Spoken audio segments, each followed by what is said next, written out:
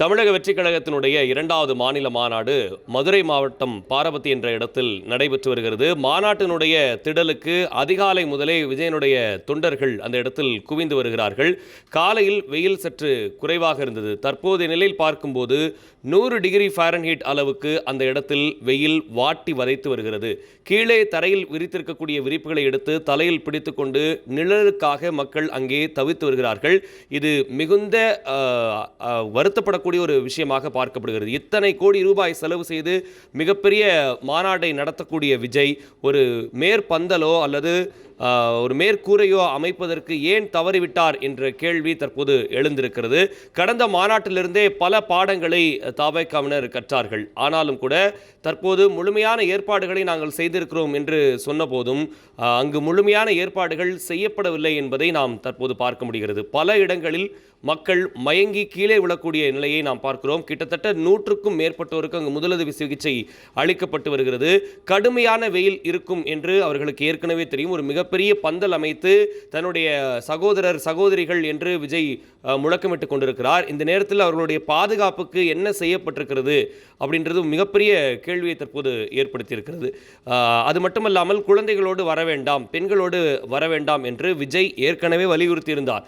ஆனாலும் கூட விஜயனுடைய பேச்சை கேட்காமல் அவர்களுடைய தொண்டர்கள் களத்தில் தற்போது இருக்கிறார்கள்.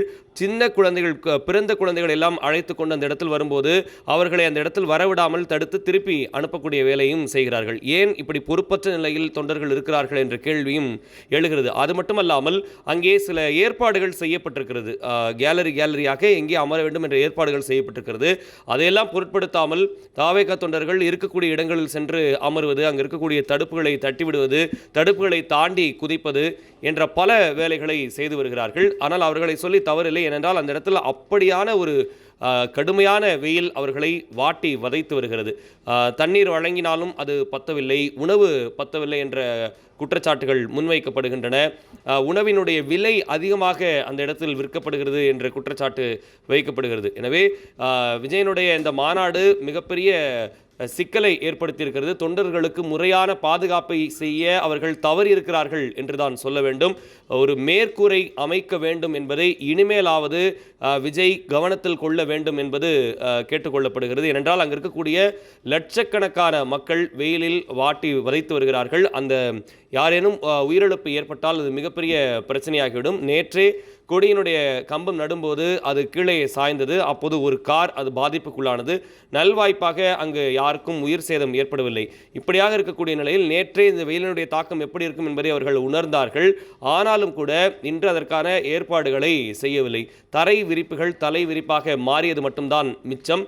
பெண்கள் குழந்தைகளுக்கு முறையான பாதுகாப்பு அந்த இடத்தில் இல்லை. அவர்கள் வெயில் தாங்க முடியாமல் திணறி வருவதையும் நம்மால் பார்க்க முடிகிறது. தண்ணீர் வசதி செய்தோம், குழாய் அமைத்திருக்கிறார்கள், இது போன்று எந்த மாநாட்டிலும் குழாய் அமைத்ததில்லை என்றெல்லாம் சொன்னாலும் கூட அங்கு தண்ணீர் பற்றாக்குறை தொடர்ந்து இருக்கிறது. அங்கு இருக்கக்கூடிய தாவேகா நிர்வாகிகள் என்ன செய்து கொண்டிருக்கிறார்கள் என்ற கேள்வியும் இருக்கிறது. மாநாட்டை முன்கூட்டியே தொடங்கலாம் என்று ஏற்பாடு செய்யப்பட்டதாக தகவல் வெளியாகி இருக்கிறது. மாநாட்டு மேடையில் தற்போது மாவட்ட கழக செயலாளர்கள் இப்போதே அமர்ந்திருக்கிறார்கள். மாலை 4 மணி அளவில் இந்த மாநாடு தொடங்கும் என்று எதிர்பார்க்கப்பட்ட நிலையில் 3 மணிக்கெல்லாம் கலை நிகழ்ச்சிகளை தொடங்கி விரைவாக இந்த மாநாட்டை முடிப்பதற்காக ஏற்பாடுகள் நடப்பதாகவும் சொல்லப்படுகிறது. ஆனாலும் இந்த ஏற்பாடுகளில் பல்வேறு குளறுபடிகள் இருப்பது தற்போது வெட்ட வெளிச்சமாகி இருக்கிறது.